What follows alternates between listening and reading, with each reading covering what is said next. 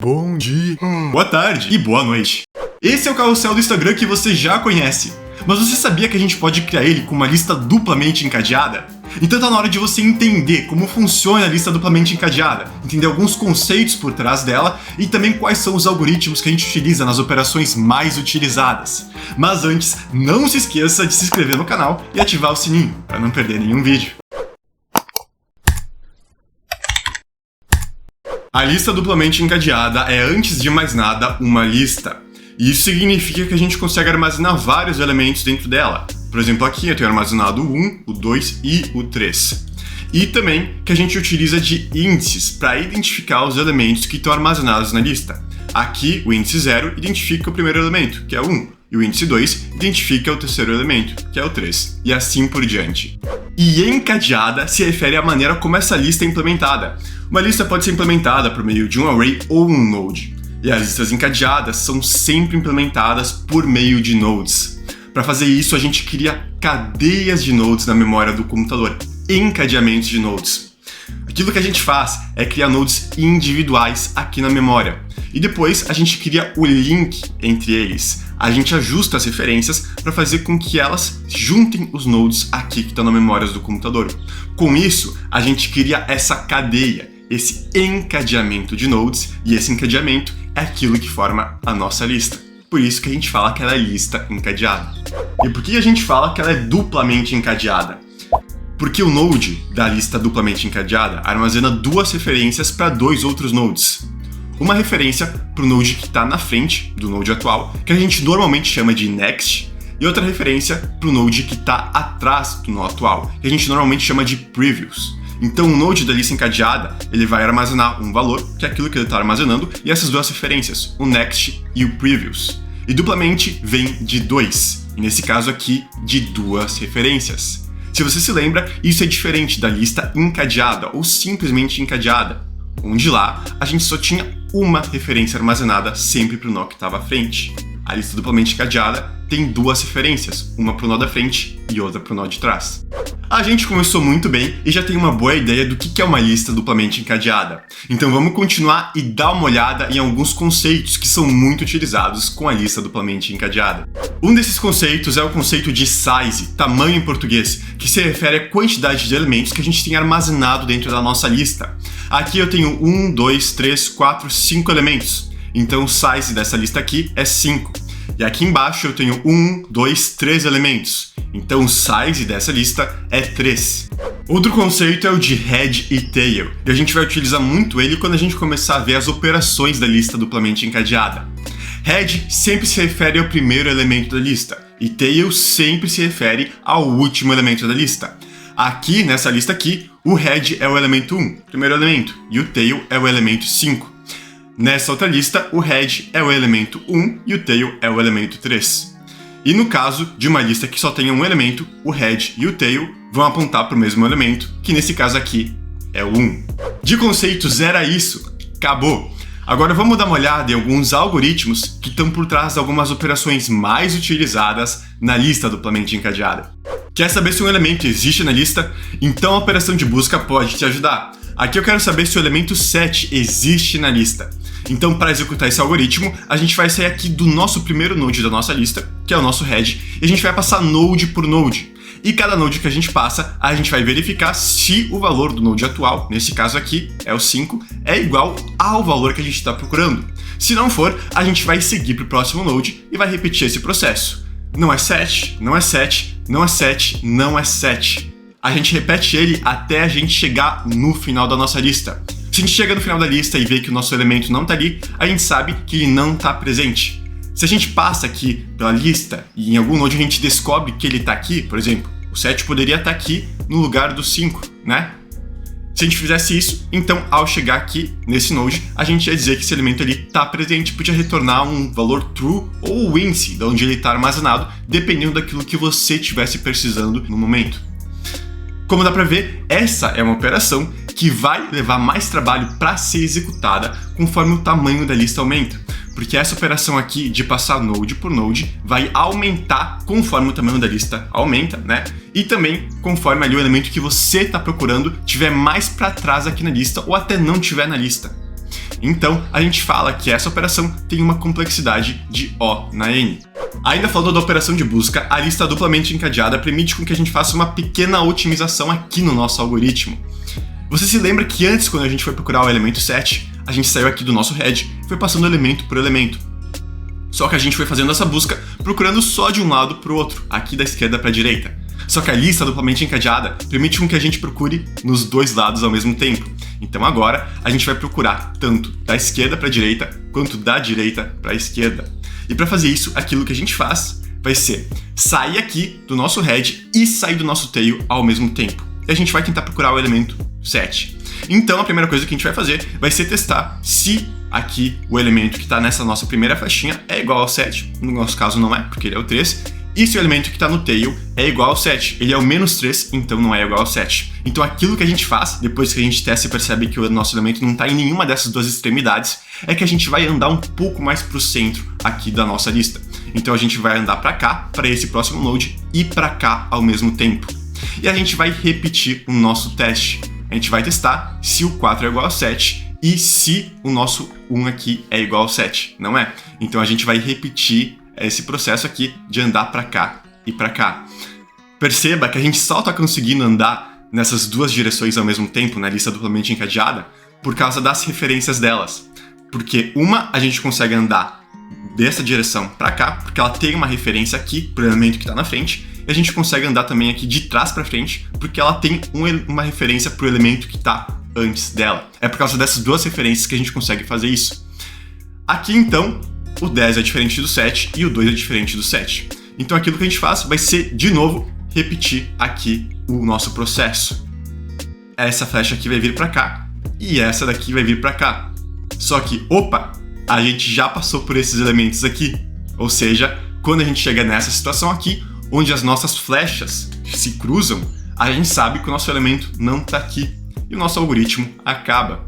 Então a gente consegue a cada tentativa ficar testando dois lados extremos da lista de uma vez. E isso faz com que o algoritmo execute um pouco mais rápido, só que a análise dele continua a mesma. Então a gente ainda tem aqui uma complexidade de O na N, mas o algoritmo vai sim executar um pouco mais rápido, por mais que a nossa análise aqui continue sendo a mesma, O na N.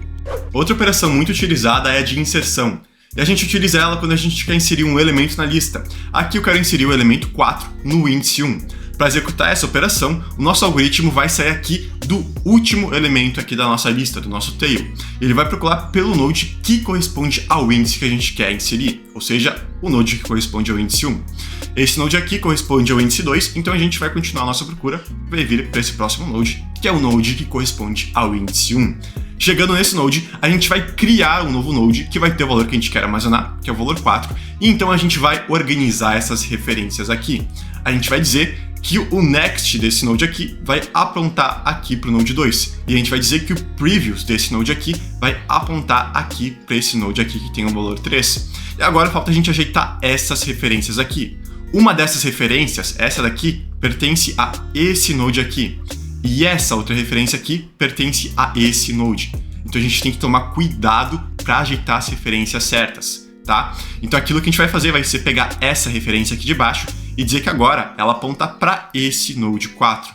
E pegar essa aqui de cima, que pertence a esse node aqui, e dizer que ela aponta aqui para esse node 4. Com isso, as nossas referências estão atualizadas.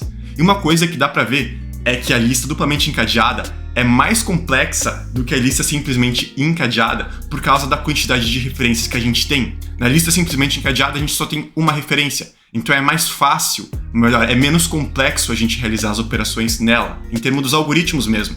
E na lista duplamente encadeada, a gente tem mais detalhes para prestar atenção. E é fácil a gente cometer um erro onde a gente vai colocar a referência no lugar errado e isso acaba estragando toda a nossa estrutura.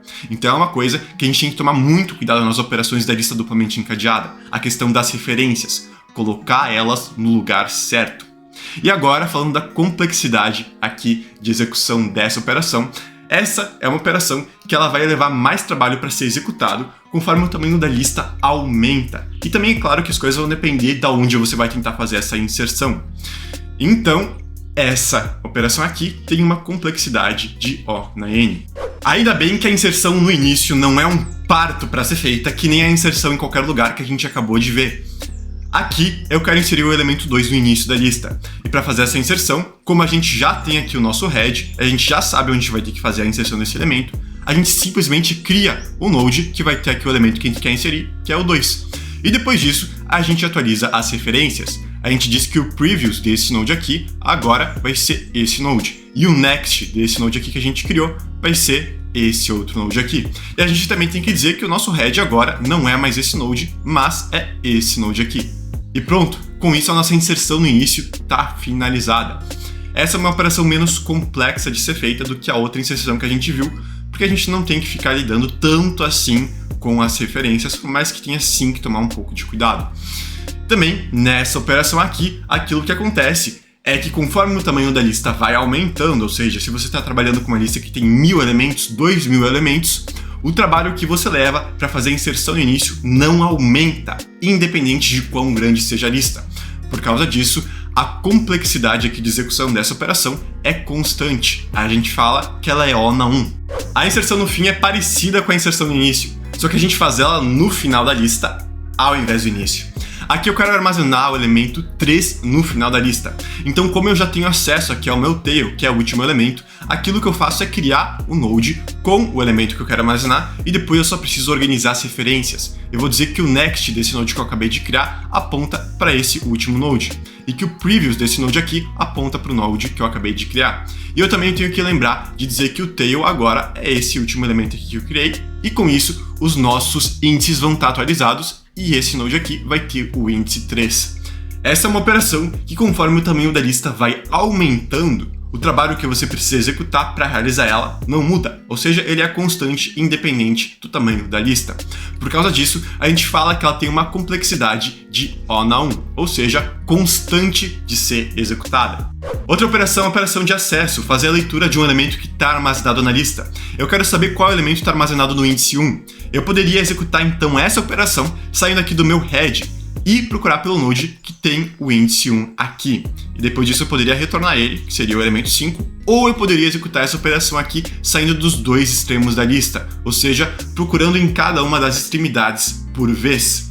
Então aqui eu ia testar, ver que o índice 0 não é o índice que eu estou procurando e o índice 2 também não é o índice que eu estou procurando, então eu poderia vir aqui para cá e achar aqui o índice 1 e retornar aqui o valor de 5.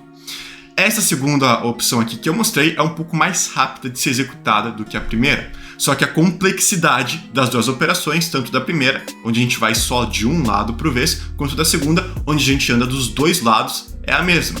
Ou seja, conforme o tamanho aqui da nossa lista aumenta, o trabalho que a gente vai realizar para conseguir realizar essa operação também vai aumentar de forma linear, né? Então, a gente vai ter uma complexidade aqui nessa operação de O na N. A operação de atualizar é parecida com a operação de leitura dos elementos da lista.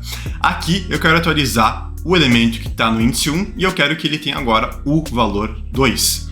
Então, para executar essa operação, eu vou sair aqui do meu head e vou procurar pelo elemento equivalente aqui ao índice 1. Chegando nele, eu mudo o valor aqui, que está armazenado aqui dentro do node, para o valor 2 e deu. Também tem a outra versão aqui dessa operação, onde a gente sai dos dois extremos aqui, mas como eu já mostrei em outros lugares, eu não vou mostrar ela de novo. E também, quando a gente fala sobre essa operação, o que acontece é que conforme o tamanho da lista vai aumentando, né? E dependendo do lugar onde você for fazer essa operação, o trabalho que você vai ter que executar para achar esse node também vai aumentar. Por causa disso, a gente fala que essa operação aqui tem uma complexidade de O na N.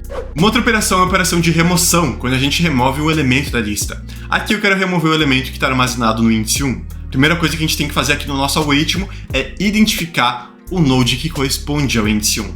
Então eu vou sair aqui do meu head e vou procurar por esse node. Depois que eu achei esse node, aquilo que a gente tem que fazer é atualizar as referências. E a gente tem que tomar cuidado nessa parte, porque é muito fácil da gente errar. A gente vai dizer que o node que vem antes aqui do node que a gente quer deletar, que é esse node aqui, que o next dele vai apontar para o mesmo next do node que a gente quer deletar. Ou seja, que essa flechinha aqui vai estar apontando para esse node aqui. E a gente vai dizer que que o previous do node que vem depois daquele que a gente quer deletar, que é esse node aqui, vai apontar para o previous do node que a gente quer deletar, ou seja, que ele vai estar apontando para esse lugarzinho aqui. Com isso, a gente não consegue mais acessar esse node aqui. E por causa de uma coisa chamada de Garbage Collector, que existe em grande parte das linguagens de hoje em dia, como por exemplo o Java, Python, JavaScript, esse node aqui vai ser deletado por essa coisa que chama de Garbage Collector, porque ele vai perceber que como a gente não tem como chegar nesse node, ele é inútil pra gente. Então depois de um tempo aquilo que ele faz é que ele pega e ele acaba deletando isso daqui pra gente. Se você quisesse, você poderia aqui deletar essas referências aqui, mas isso é um passo opcional, porque independentemente dessa deleção, o Garbage Collector sabe que a gente não consegue mais acessar esse node aqui. Não tem mais uma flecha apontando para cá, nenhuma apontando para cá, ou seja, ele está inacessível e é por causa disso que ele apaga esse node. Com isso também, a gente tem que lembrar que os nossos aqui índices vão estar atualizados. E essa operação de remoção é uma operação que, conforme o tamanho da lista aumenta, e dependendo ali do lugar que você vai fazer a remoção, o trabalho que ela vai levar para executar essa operação também vai aumentar de forma linear. Por causa disso, a gente fala que essa operação aqui tem uma complexidade de O na N. Para executar a remoção no início, a gente só tem que ajeitar as referências dos nossos nodes, literalmente do primeiro e do segundo node aqui da nossa lista. Vamos começar pelo segundo node. Aqui, no segundo node da nossa lista, a gente vai ter que dizer que o previous dele, ou seja, essa flechinha aqui que aponta para trás, agora não aponta mais para nenhum lugar, tá? Com isso, a gente não consegue mais acessar esse node aqui. A gente também tem que lembrar de dizer que o nosso head agora é esse nosso segundo node e não mais esse primeiro. Com isso, esse node aqui se torna inacessível no nosso programa, no nosso código. E uma coisa chamada de Garbage Collector, uma hora ou outra vai vir aqui, ó, deletar ele aqui da memória do nosso computador. Se você quiser, você também pode deletar essa referência aqui, dizer que esse nó aqui não tem mais next, ou seja, que o next dele não aponta mais para nenhum node, mas isso é opcional, porque independentemente disso, o Garbage Collector sabe que a gente não consegue chegar nesse node aqui, e é isso que vale para ele. E com isso, a gente acaba deletando esse node aqui, e os nossos índices aqui também vão estar atualizados. Essa é uma operação que, conforme o tamanho da lista aumenta, o trabalho que é realizado para executar ela não aumenta, ou seja, ela é constante. Por causa disso, a gente fala que ela tem uma complexidade de O na 1.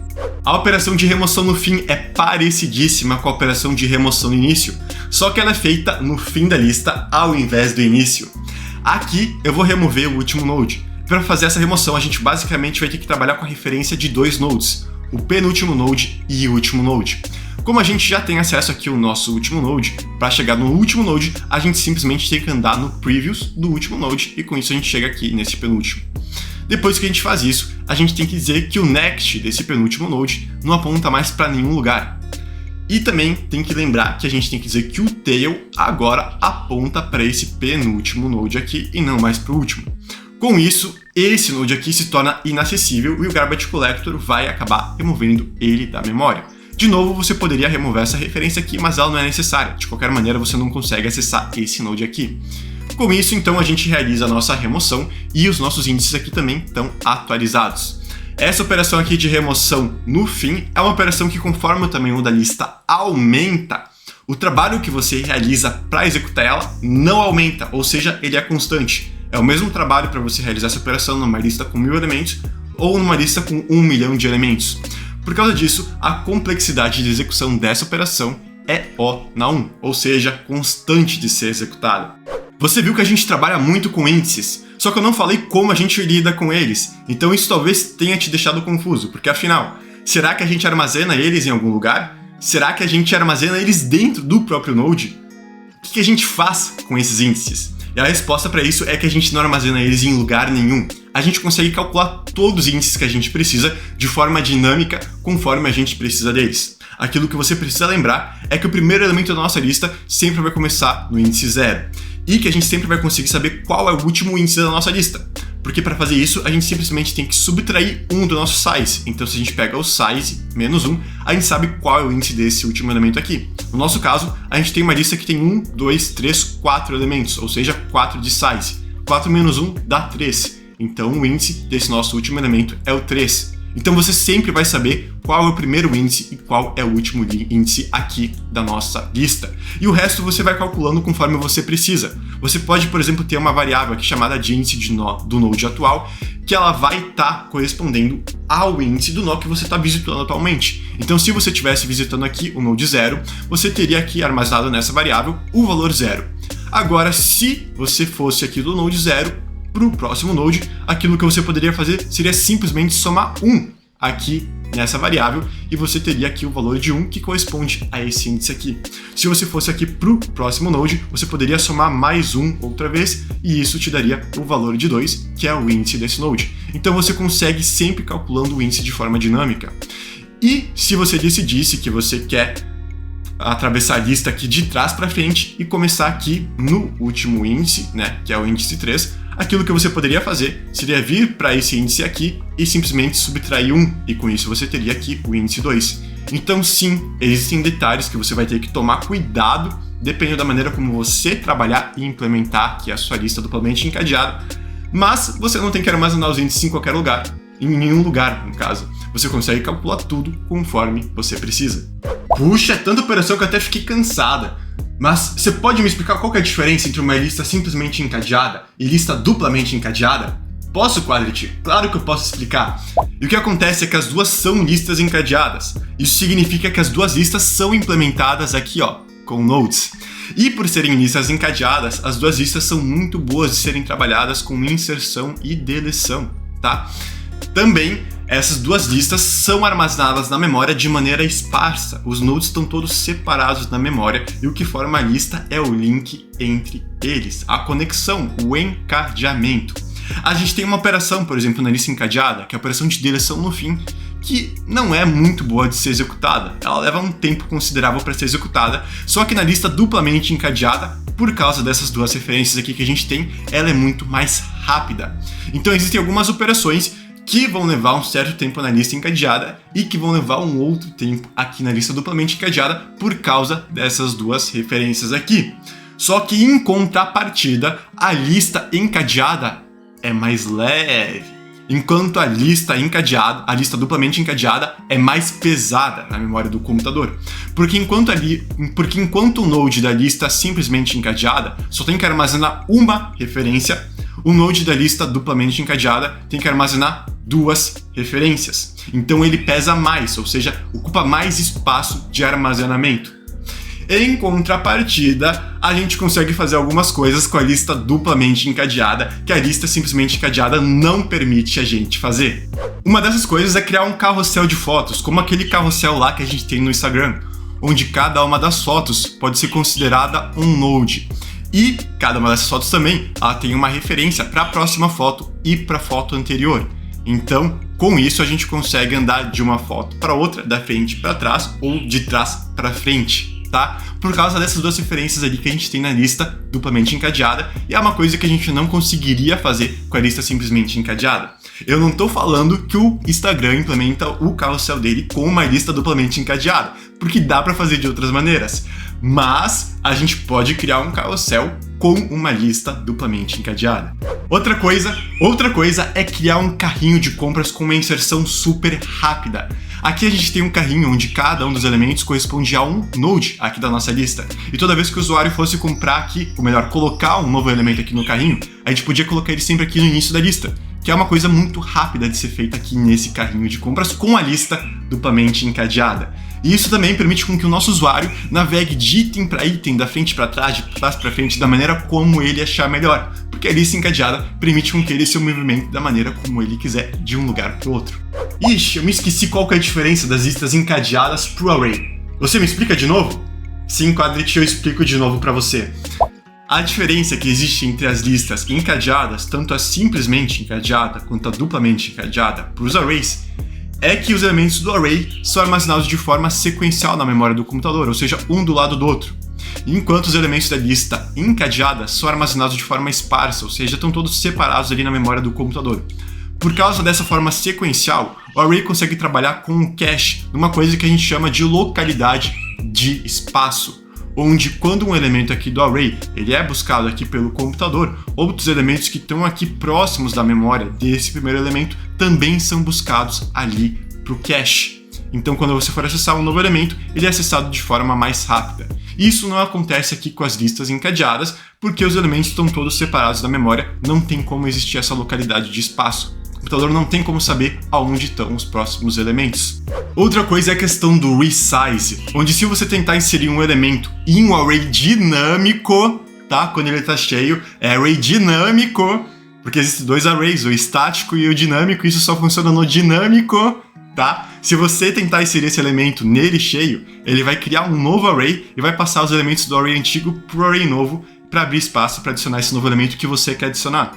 Resize não existe em lista encadeada, porque como os elementos estão todos separados da memória, é só você criar aqui um novo elemento e colocar as conexões que existem entre eles. Resize existe nos arrays dinâmicos, mas não nas listas encadeadas. E isso é bom porque o resize é uma operação custosa ali dentro do array dinâmico. Outra questão é a operação de shift, deslocamento. Quando eu vou inserir um elemento aqui no array, por exemplo, eu vou inserir aqui o elemento 2 no índice 1. Eu tenho que pegar todos os elementos que estão à direita aqui desse elemento e deslocar eles uma casa aqui para a direita para abrir espaço aqui para eu inserir esse novo elemento aqui. Essa operação de shift não acontece nas listas encadeadas, porque se eu quisesse fazer a mesma coisa, inserir um elemento entre o 1 e o 3, eu poderia simplesmente aqui criar um novo node que vai ter aqui o valor do 2 e atualizar as referências aqui da minha lista. E com isso a inserção está pronta. O shift é uma operação que é custosa e ela acontece aqui nos arrays quando a gente vai fazer uma inserção neles, mas não acontece nas listas encadeadas. A última diferença que eu vou abordar é a do capacity, capacidade, que se refere à quantidade de máxima de elementos que uma estrutura consegue armazenar.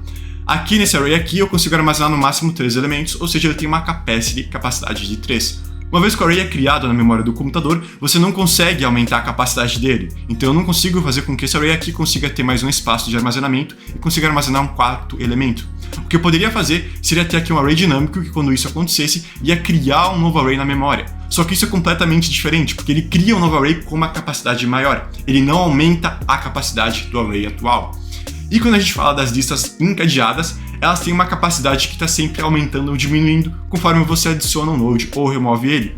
Se eu adicionasse aqui um nó 4, né, essa lista aqui agora ia ter uma capacidade de 4 elementos armazenados. Se eu removesse aqui um node, essa lista ia ter uma capacidade de 3 elementos. Ou seja, a capacidade da lista encadeada ela é dinâmica. Ela vai aumentar ou diminuir conforme aquilo que você fizer. E a capacidade do array é estática, uma vez criado, ela não muda.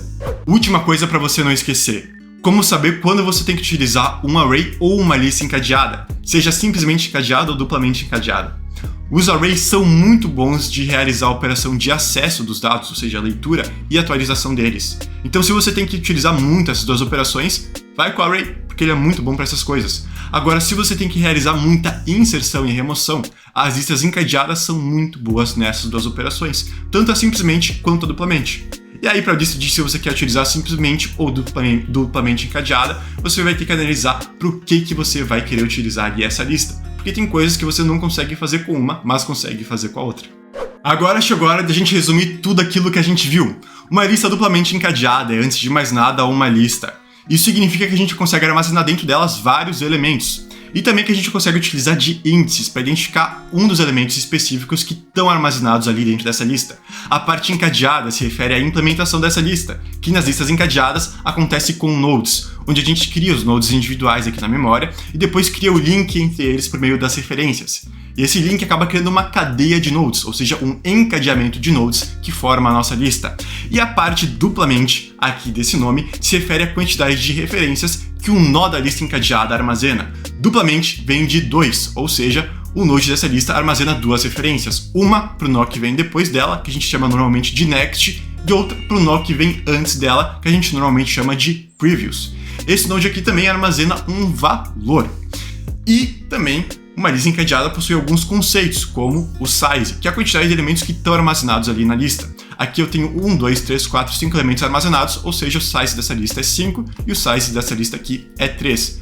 Uma lista encadeada também possui um head e um tail, onde o head é o primeiro elemento e o tail é o último elemento da lista. O head dessa lista é o 1 e o tail é o 5. O head dessa lista é o 1 e o tail é o 3. E no caso de uma lista com só um elemento, o head e o tail estão apontando aqui para o mesmo elemento. Por meio de uma lista encadeada, eu consigo criar um carrossel de fotos, onde cada uma dessas fotos aqui é um node. E por meio aqui dessas duas referências, a gente consegue andar de trás para frente ou de frente para trás. Também, por meio de uma lista aqui duplamente encadeada, a gente consegue criar um carrinho de compra, onde cada um dos elementos aqui é um node, e a gente permite com que o usuário consiga acessar os elementos ali de frente para trás, de trás para frente, aqui dentro do carrinho de compras dele. A diferença entre as listas encadeadas e um array é que as listas encadeadas são armazenadas de forma esparsa na memória. Os elementos estão todos separados, ali distribuídos na memória do computador, e o array aqui os elementos estão todos armazenados de forma sequencial um do lado do outro. O array trabalha melhor com o cache e a lista encadeada não trabalha tão bem com o cache assim. Em contrapartida, o array tem que ficar ali utilizando a operação de resize, se você estiver trabalhando com array dinâmica, claro, né? Quando ele está cheio e você tenta inserir o elemento nele. Ele também tem uma operação de shift, deslocamento, onde quando você insere um elemento, você tem que deslocar os outros elementos para abrir espaço para esse novo elemento. Essas duas operações simplesmente não existem nas listas encadeadas. E isso é uma coisa muito boa, tá?